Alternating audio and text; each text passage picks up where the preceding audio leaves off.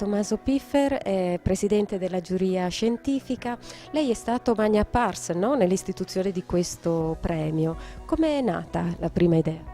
Dunque, il premio è nato per promuovere una ricerca storica attenta anche alle esigenze del lettore e quindi per premiare quei libri rigorosamente, dal punto di vista scientifico rigorosi, ma con una potenzialità di diffusione oltre gli addetti ai lavori. E per questo motivo il premio Friuli Storia viene assegnato da una duplice giuria, una giuria scientifica che seleziona una terzina di opere, all'interno della quale il vincitore è scelto da una giuria invece di 100 lettori comuni, quindi lettori non appartenenti al contesto accademico.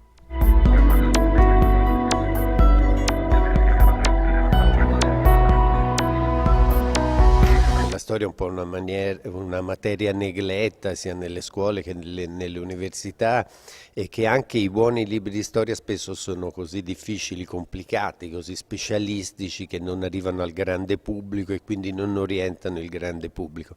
Noi crediamo che un paese che non conosce bene la propria storia difficilmente può trovare le proprie radici, la propria identità e può costruire, diciamo, una memoria e insieme un futuro condiviso davvero.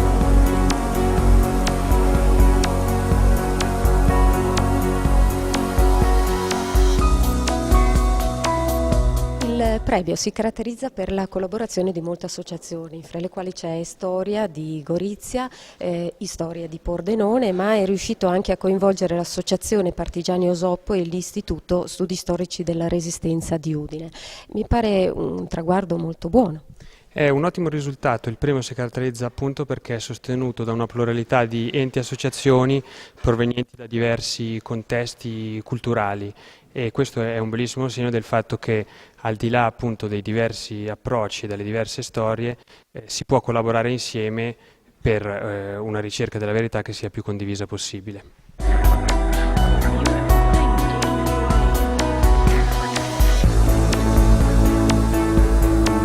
Noi siamo partiti dalla considerazione che in questo paese si conosce poco la storia, anche perché abbiamo usato la storia malamente, nel senso abbiamo preso le grandi spaccature della storia, tipo quelle durante la resistenza tra fascisti e antifascisti, oppure all'interno dello stesso fronte antifascismo, e abbiamo trasformato questa storia, queste fratture, non in un campo di indagine che potesse permettere a tutti di chiarirsi le idee e trovare appunto un terreno comune. Abbiamo trasformato la storia in un sasso da gettare strumentalmente contro i propri avversari politici.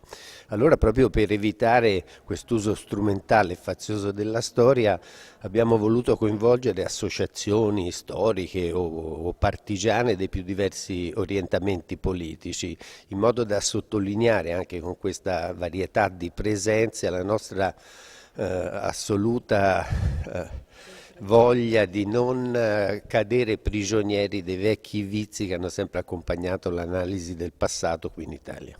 Certo, il bello di questo premio è anche che avete coinvolto, abbiamo sentito prima uno dei lettori, non solo una giuria scientifica, ma anche dei semplici attenti lettori. E questo appunto corrisponde al nostro desiderio, che era chiarissimo fin dall'inizio, di non limitarci a valorizzare la storia, ma a valorizzare quella storia che riesce a farsi raccontare a un pubblico più vasto. E quindi abbiamo scelto una autorevolissima giuria di storici professionisti, perché i libri selezionati avessero comunque tutti un livello di qualità molto alto. Però poi abbiamo affidato la scelta finale, nella terzina scelta da questa giuria, la scelta finale invece a una giuria popolare di 100 membri, in maniera appunto di premiare non solo il rigore scientifico ma anche la capacità degli storici di raccontare la storia a tutti.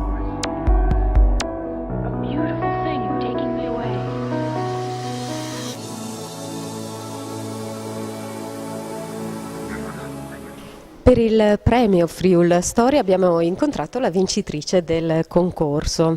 È la professoressa Lucia Ceci, insegnante e docente di storia contemporanea all'Università di Roma, Tor Vergata, e il suo libro è intitolato appunto L'interesse superiore, il Vaticano e l'Italia di Mussolini, edito da La Terza 2013. Professoressa, lei ha fatto una precisa ricostruzione della posizione dell'alto clero, dei semplici sacerdoti, delle associazioni cattoliche e dei singoli credenti in rapporto appunto alle relazioni tra Chiesa e fascismo. Potrebbe sintetizzare le posizioni di questi? Non è semplice sintetizzare in poche battute la diversità di queste posizioni. Non tanto o non solo perché furono diverse, quanto perché cambiarono nel corso di questi 20 anni. Se noi ad esempio prendiamo in esame il periodo iniziale di affermazione del fascismo, caratterizzato da una forte violenza squadrista nei riguardi dei circoli cattolici, dell'Azione Cattolica, del Partito Popolare, degli scout e degli esploratori cattolici, ecco, vediamo associazioni che subiscono la violenza del fascismo. Troviamo sacerdoti come Don Minzoni che muoiono in seguito alle bastonate degli squadristi.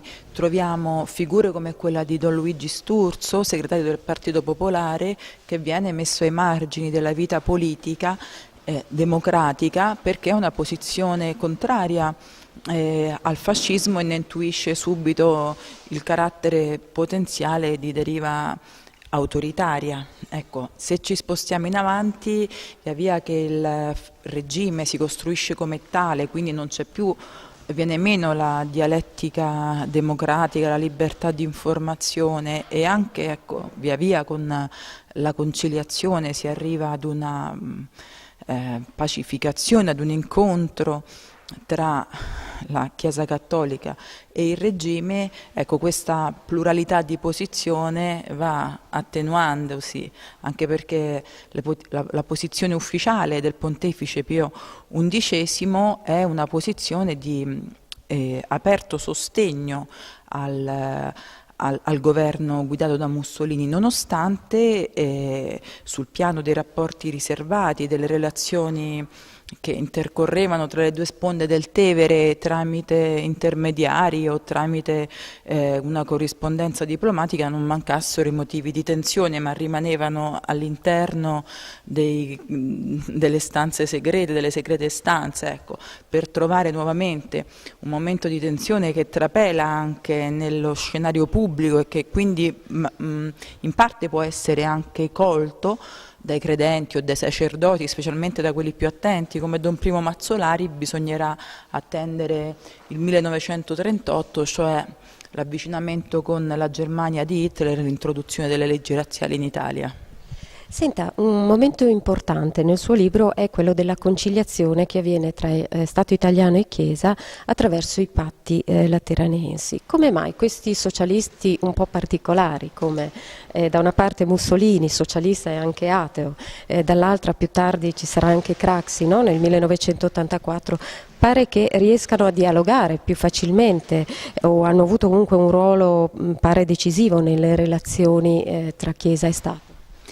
E forse perché in entrambi i casi da un lato c'è un pragmatismo spregiudicato, cioè da un lato parlo del lato della parte politica, cioè la volontà di arrivare ad un accordo con i cattolici è svincolato da principi e considerazione di ordine morale, diciamo, l'obiettivo è quello di una legittimazione politica e quindi che viene posta in primo piano e questa, diciamo, è una componente. D'altra parte credo che chi è al di fuori del mondo cattolico e comunque cerca in questo mondo un interlocutore politico o un elettore nel caso dell'Italia di Craxi o diciamo il consenso nel caso dell'Italia di Mussolini, non può fare a meno di dialogare con i vertici di questo mondo cattolico, e cioè con il Vaticano. Senta, io sono insegnante di storia dell'arte, un fatto positivo di questa conciliazione è stata l'estensione dell'insegnamento della religione a tutte le scuole di ordine e grado, che per il nostro paese è fondamentale per la conoscenza anche storico-artistica. E lei individua altri fattori positivi legati appunto a queste buone relazioni tra fascismo e Chiesa? E direi che l'aspetto negativo sopravanza quello positivo. Diciamo che una conciliazione tra lo Stato italiano e la Santa Sede dovesse realizzarsi era nell'ordine delle cose, tant'è che contatti tra Santa Sede e governo italiano, tali contatti precedono l'avvento del fascismo, sono già messi in campo dal governo Orlando, quindi la volontà di arrivare a una soluzione della questione romana, cioè del contrasto tra Stato italiano e Chiesa, era un bisogno sentito dalle autorità italiane, che però ecco, tale conciliazione, tale accordo e tale superamento sia avvenuto con un governo di questo tipo, cioè con un governo dittatoriale, ecco, credo che abbia comportato un quotè di negatività maggiori, anche perché lo Stato anche ha rinunciato a una parte della propria sovranità e ha ceduto su molti campi, ecco, dall'istruzione alla sospensione del diritto dei sacerdoti scomunicati di insegnare nelle strutture pubbliche, no? Ci furono dei casi drammatici come quella di Ernesto Buonaiuti, che è scomunicato per questioni dottrinali e teologiche, poi venne invitato a lasciare l'università italiana. Ecco, quindi mi sentirei così di rispondere in questo modo, che fosse necessaria una conciliazione, sì, ecco, che però potesse essere fatta diversamente anche sì. Senta, invece come valuta il senso religioso dato dai sacerdoti all'impegno bellico? Cioè si può sintetizzare la posizione della Chiesa in una non opposizione al fascismo fino al risveglio per la questione ebraica, sempre poi distinguendo tra alte gerarchie, sacerdoti e semplici fedeli? E parliamo delle guerre fasciste, allora qui c'è una grande ambiguità su cui Mussolini giocò moltissimo a livello di propaganda, cioè prima di arrivare alla seconda guerra mondiale noi abbiamo due guerre, la guerra che l'Italia fa contro l'Etiopia nel 1935 e 1936 e poi la guerra a cui partecipa a fianco della Germania nella guerra civile spagnola 1936-1939. Dunque in entrambi i casi si tratta per il governo italiano, per Mussolini, di due guerre eminentemente fasciste, attraverso le quali diciamo, da un lato Mussolini vuole mostrare la propria potenza al mondo e anche agli italiani, nel primo caso al conflitto italo-etiopico, nel secondo caso perché ha una certa proiezione internazionale che vuole stabilizzare. Ecco, quindi due guerre che vengono concepite e portate avanti con finalità interne al fascismo stesso, vengono poi tradotte dai sacerdoti, dai vescovi, non dal Papa, vengono tradotti in termini religiosi, cioè nel primo caso la guerra di Etiopia viene proposta all'immaginario dei fedeli come una crociata per l'espansione del cattolicesimo in un paese, l'Etiopia, considerato scismatico, e quindi una crociata per l'espansione del cattolicesimo, mentre nell'altro caso la stampa cattolica, l'associazionismo cattolico, i vescovi, i cardinali cattolici propongono all'immaginario collettivo questa guerra, ripeto, che ha dei caratteri eminentemente politici e militari, come una guerra, come una crociata in difesa della cristianità minacciata dal bolscevismo ateo e antireligioso. Ecco, poi nella seconda guerra mondiale sì sarà diverso perché diciamo fino all'ultimo il Papa, in questo caso è un nuovo pontefice, si spende per tentare di evitare l'ingresso dell'Italia in guerra e non abbraccia con molto entusiasmo l'ingresso dell'Italia in guerra. Pur avendo posizioni diverse, cioè ponendo in primo piano la denuncia nei riguardi delle atrocità commesse dall'Unione Sovietica, e quindi di un paese comunista, invece essendo più disposto in una prima fase a, come si può dire, a limitare la portata dei crimini commessi dal nazismo, ecco, c'è una consapevolezza che è una guerra di dimensioni enormi e che non si può tradurre in nessuna crociata, ecco, no?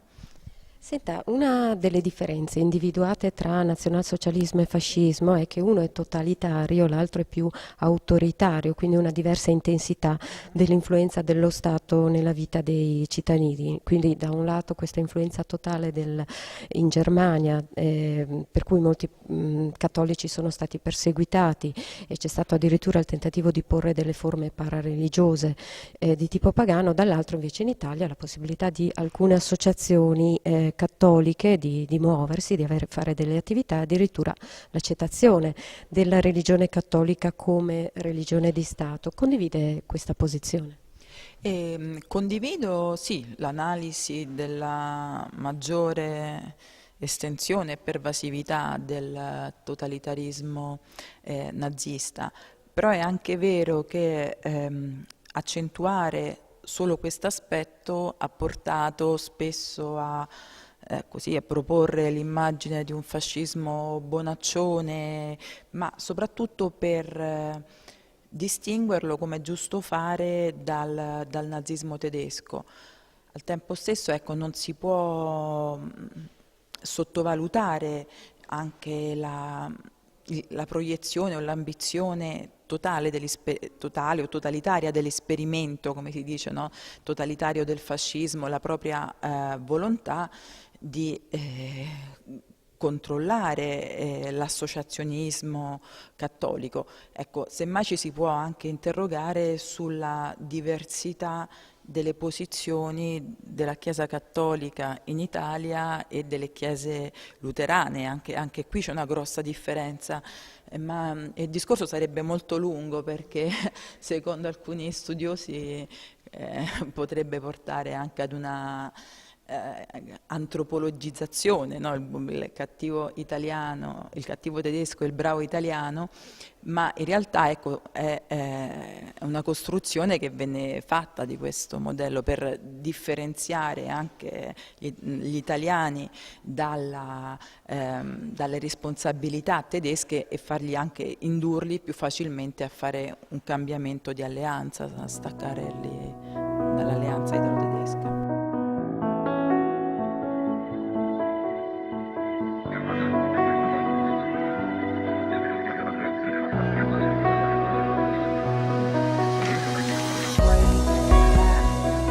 Come abbiamo sentito da Tommaso Piffer, la giuria che ha assegnato il premio alla Ceci è in realtà una doppia giuria, cioè una giuria scientifica e una giuria di semplici lettori. In realtà semplici, attenti lettori, ecco, e abbiamo voluto appunto sentire l'opinione di uno di questi lettori che mi sembra ha votato proprio per la professoressa Lucia Ceci. Per quale motivo? Dunque, tutti e tre sono interessanti, specialmente quello di Rusconi e quello della Ceci. Quello della Ceci è più passionale, più sofferto. Guardi, io avrei scritto 4 righe, non sono lunghe, posso leggere perché così sono centellinate le parole. Anche voglio precisare appunto, ciascun lettore ha scritto un commento su tutti e 3 i libri, appunto dicendo quali sono le sue idee positive o negative su queste opere. Positive in genere. Comunque, Il libro è ben documentato, scorrevole di piacevole lettura.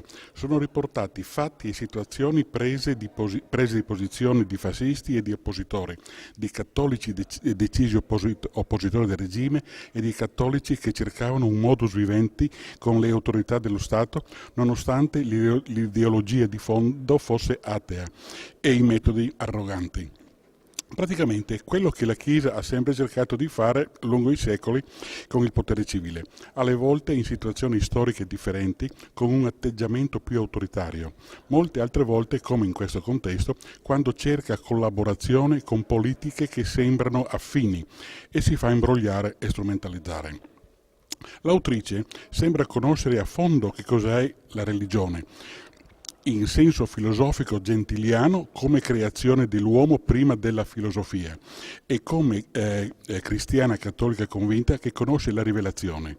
Si rende conto del periodo storico e a me pare di avvertire un senso di disagio e di sofferenza nel dover rendere conto di certi atteggiamenti dei cattolici e del Papa stesso in situazioni contingenti difficili e anche del senso di superiorità morale di cui si sente investito, troppo investito, dato che è il rappresentante di una Chiesa indefettibile e infallibile, sia pure in un ambito ristretto che riguarda la fede e la morale. Un libro equilibrato, senza prese di posizioni estreme, senza quei toni arroganti di tanta letteratura su argomenti così delicati. Sì.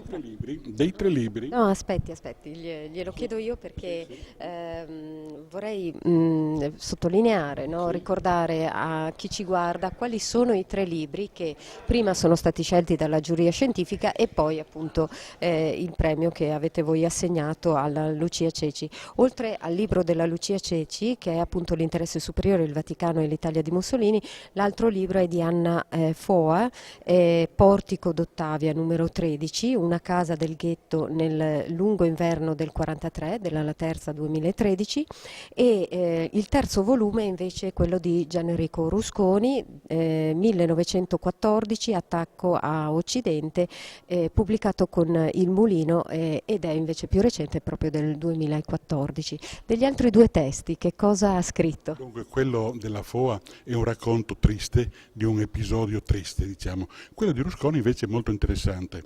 Qui è molto buono quello di Rusconi, scorrevole e brillante come quasi la prosa di Montanelli nella sua storia d'Italia.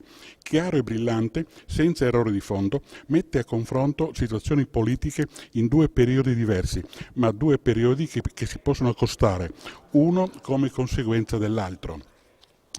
Non mi pare di notare un tentativo di interpretare la storia contemporanea come avrebbe fatto Niccolò Machiavelli, con la sua fantasia creatrice. Appare piuttosto come un Guicciardini che prende nota minuziosamente della realtà dei fatti. Interessante il fatto che i tedeschi, con questo senso di superiorità, i loro generali sono superiori, i loro armi sono superiori, i loro geni sono superiori, la loro filosofia è superiore, loro stessi fanno degli errori per cui sono fermati alla Marna, per causa dei loro stessi errori.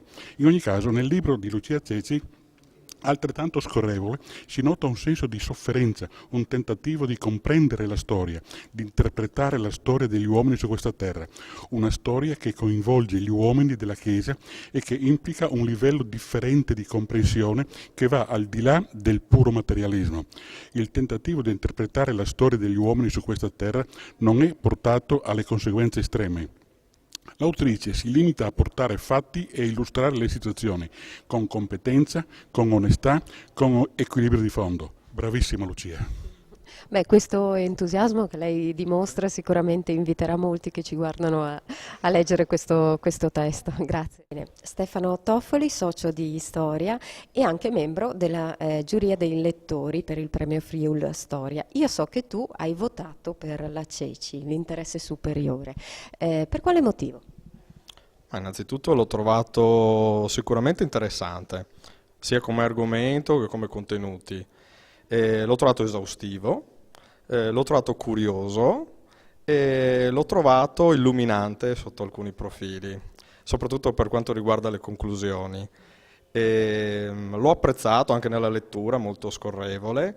Per quanto riguarda il fatto che è illuminante, secondo me ha sottolineato non tanto quello che mi aspettavo dal libro, ma ho trovato delle cose molto curiose, soprattutto per quanto riguarda l'uomo Mussolini e soprattutto per quanto riguarda l'atteggiamento e la presa di posizione che ha avuto la Chiesa nel periodo appunto storico in questione.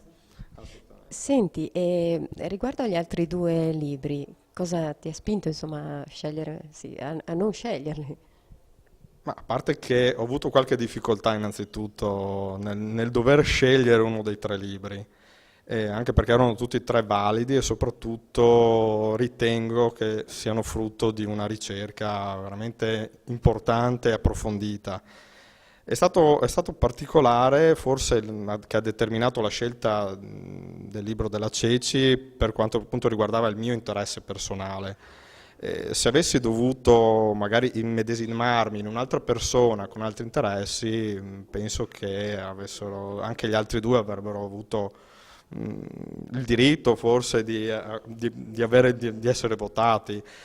Forse, ecco, se un neo posso trovare per quanto riguarda il Portico d'Ottavia, l'ho trovato completissimo sotto il profilo particolare, ossia delle persone che vengono citate, dei particolarismi, delle storie. E per quanto riguarda invece Attacco Occidente, meraviglioso sotto l'aspetto della presentazione, dei dettagli che erano il background, lo possiamo chiamare così, di quello che è stata poi la guerra stessa. Mi verrebbe da quasi paragonarlo, perdonatemi, forse sono ignorante, però mentre lo leggevo, non so perché, ma mi veniva in mente l'arte della guerra. E mentre lo leggevo facevo questi paragoni, il fatto della pianificazione, degli atteggiamenti politici, degli atteggiamenti della diplomazia. Mi è piaciuto. A un certo punto dovevo scegliere e ho seguito forse un po' il mio interesse, che era quello che riguardava forse più la storia, le nostre radici, quindi quello che riguardava la storia d'Italia. Grazie. Professoressa Ceci, ha appena avuto l'occasione di incontrarsi con il pubblico dei lettori e poco fa io ho appena sentito uno di questi lettori della giuria che ha dato un entusiastico commento al suo libro.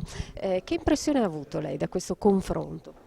È stato un incontro entusiasmante perché dalle domande, dagli interventi, anche interventi molto articolati, e ho colto una grande passione per la storia, una grande passione anche per l'impatto civile, per l'impatto che la storia ha nella società, attraverso la scuola, attraverso la politica.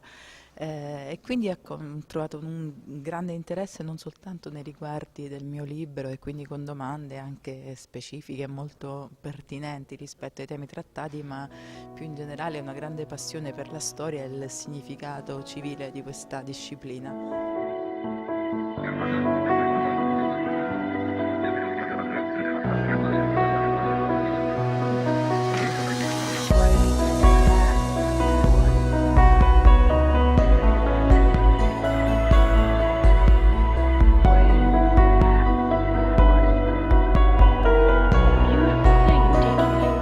Bene, Deborah Serracchiani, Presidente della Regione Friuli Venezia Giulia, l'importanza per questa regione, il Friuli, terra che è incrocio di tre grandi identità europee, questo premio a livello nazionale di storia contemporanea. Beh, intanto il Friuli Venezia Giulia è una piattaforma straordinaria nella sua complessità anche storica per poter oggi accogliere questo premio così importante. Naturalmente è anche l'occasione per mettere insieme la storia sicuramente di qualità e anche puntuale con il grande pubblico. Questa è un po' la sfida della crescita civile che c'è dietro l'impegno che la Regione si sta assumendo con tanti altri portatori di interesse rispetto ad un impegno, cioè quello di far diventare la cultura un punto essenziale del nostro piano di crescita. Per questo premio hanno collaborato diverse associazioni di diversi indirizzi, sempre ovviamente di ambito storico, e storia di Gorizia, storia di Pordenone, ma anche l'Associazione Partigiani Osoppo e l'Istituto di Studi Storici della Resistenza di Udine. Pare che sia un metodo di lavoro della sua legislazione, quella di coinvolgere un po' tutti. Beh, diciamo che abbiamo invitato più volte i festival della nostra regione, ma anche le tante associazioni culturali, a cercare di mettersi insieme. Sicuramente questo è un periodo difficile anche in termini di calo di risorse, però possiamo avere l'opportunità di continuare a produrre non solo premi, ma anche festival e ovviamente momenti culturali di grande qualità. Se le associazioni, i festival si mettono insieme, sicuramente il risultato non può mancare. Sì, siamo felici di essere arrivati al compimento di questo lavoro che ha portato oggi a segnare il premio, la prima edizione di questo premio di storia contemporanea che la provincia di Udine insieme all'Associazione Partigiani Osoppo, alla Fondazione Krupp hanno voluto con forza e hanno partecipato molti scrittori, molti storici e vogliamo approfondire alcuni aspetti della nostra storia contemporanea che è molto originale. Ci sono dei momenti della storia contemporanea che lei ritiene più importanti?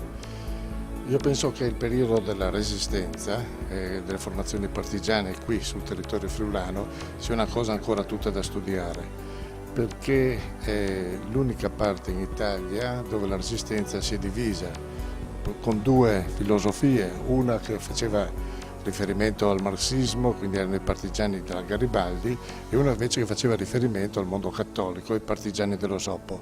Ci fu anche la tragica vicenda di Porzus, con l'uccisione da parte dei garibaldini, quindi della sinistra dei partigiani dell'Osoppo, un fatto gravissimo che ancora si ricorda qui in terra friulana, ma soprattutto ci fu il rischio che il Friuli diventasse una repubblica dell'ex Jugoslavia, quindi che entrasse nel mondo socialista, del socialismo reale, e che non fosse, come per fortuna è stato, un territorio e una comunità che appartenuta invece al mondo occidentale, quindi al mondo cosiddetto che faceva riferimento ai valori degli Stati Uniti e dell'Europa che come noi adesso abbiamo. Quindi sono questi momenti che vanno studiati, vanno approfonditi e soprattutto vanno divulgati, perché ripeto sono state cose uniche, come anche uniche sono state le foibe, un altro grave fatto proprio successo subito dopo la Seconda Guerra Mondiale, quindi siamo davanti proprio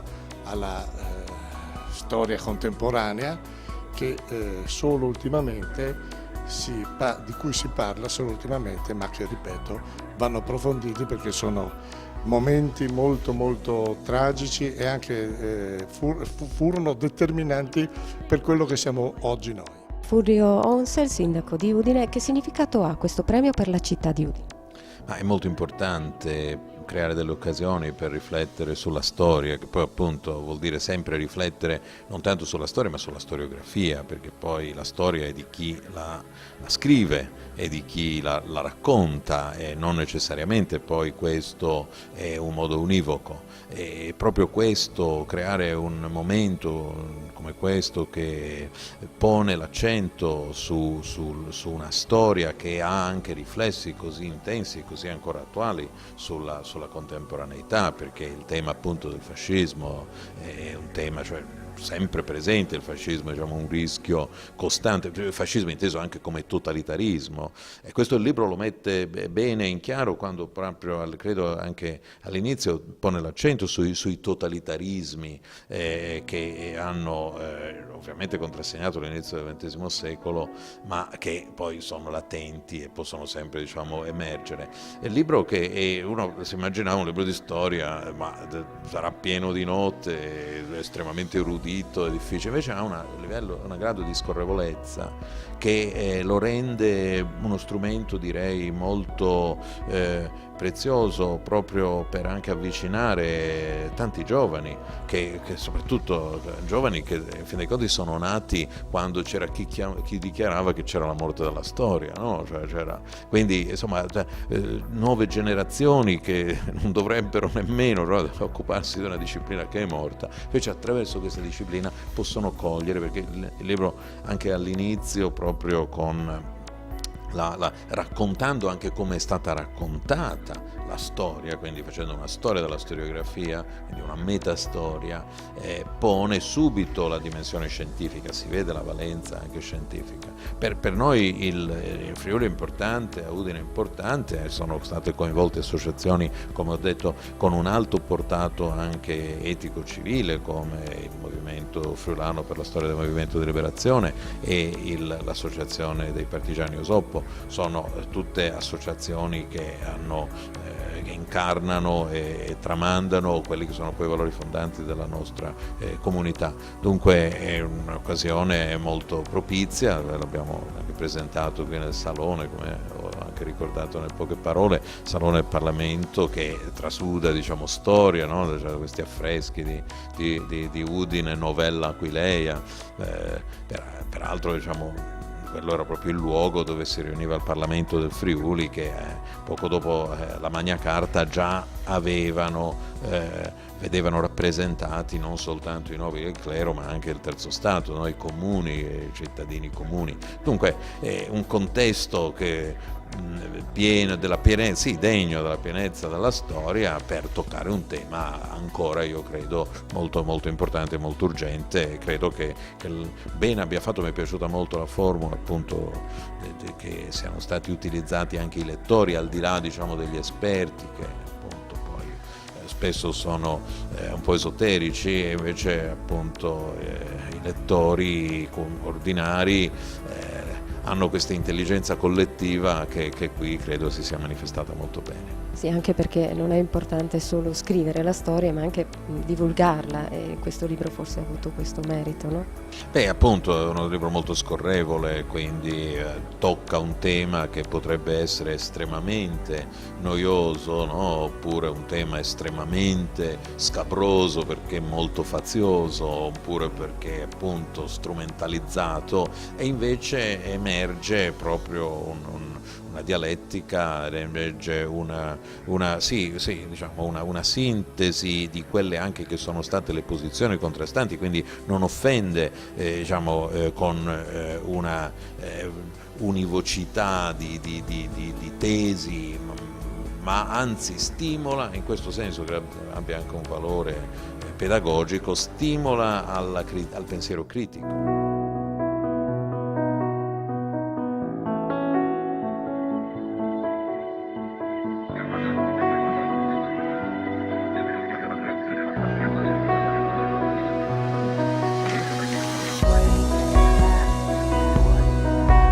E Paolo Mieli, giornalista, scrittore di storia contemporanea, storico. Poco fa ho sentito alcuni rappresentanti delle istituzioni locali che hanno espresso il loro orgoglio per vedere qui realizzato un premio di livello nazionale. Qui intendo in Friuli, nel confine orientale, luogo di sede di 3 identità. Che cosa ne pensa?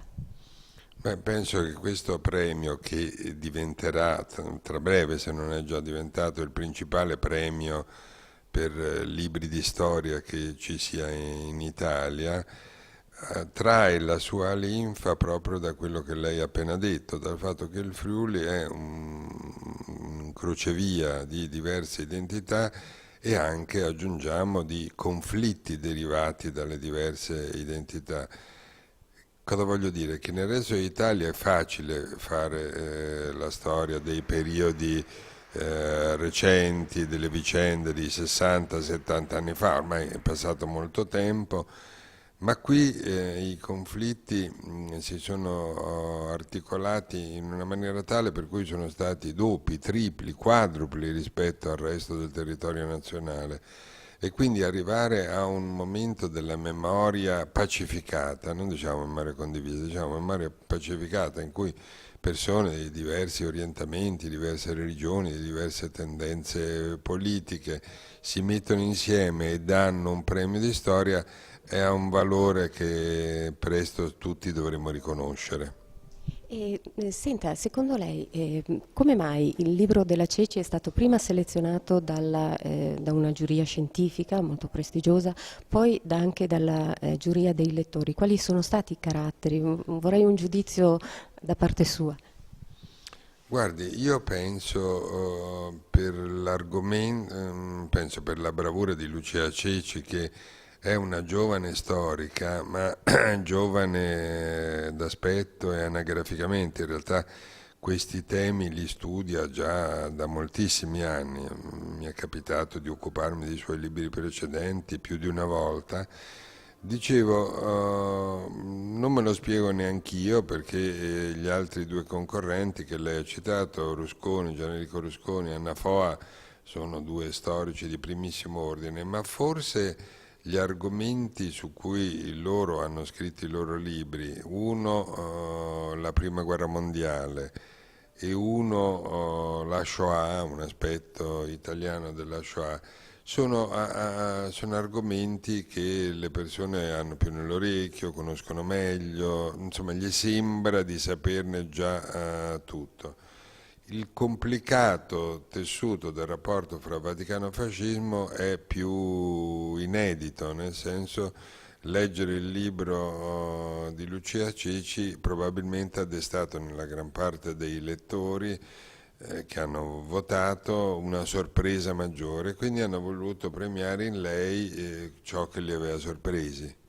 Senta, secondo lei l'importanza di fare storia e della divulgazione storica nei nostri giorni, in questi tempi in cui sembra che tutto scorra senza memoria? Beh, guardi, io non sono il più adatto a parlare di questi temi perché io faccio di professione, oltre a altre cose, il divulgatore di storia, ne scrivo sui giornali, scrivo libri, faccio trasmissioni televisive, per cui è ovvio che domandata a me io dico che è una cosa molto importante, però penso anche questo, che io, come le dicevo prima, faccio anche altri lavori. Se mi chiedono continuamente di fare questo genere di interventi, questo genere di partecipazione, vuol dire che c'è un pubblico crescente che lo richiede. Quando ho cominciato a farlo era un pubblico di affezionati, selezionatissimo, solo gente che di notte guardava questi programmi televisivi. Adesso spesso queste trasmissioni vanno in prima serata, durante tutta l'estate sono andate ogni venerdì sera e hanno un grosso successo di pubblico. Vuol dire che mi stupisce anche me, vuol dire che ci sono delle persone che alle 9 di sera d'estate, il venerdì, poi che è un giorno di divertimenti particolari, si siedono davanti alla televisione e guardano per 2 ore e mezza una ricostruzione storica con documenti d'epoca fatta seriamente, ma un argomento pesante, certo non è un balletto, non è un film, e questo secondo me depone a favore del pubblico televisivo, oltretutto questi sono programmi meno costosi dei balletti per cui hanno un grande futuro.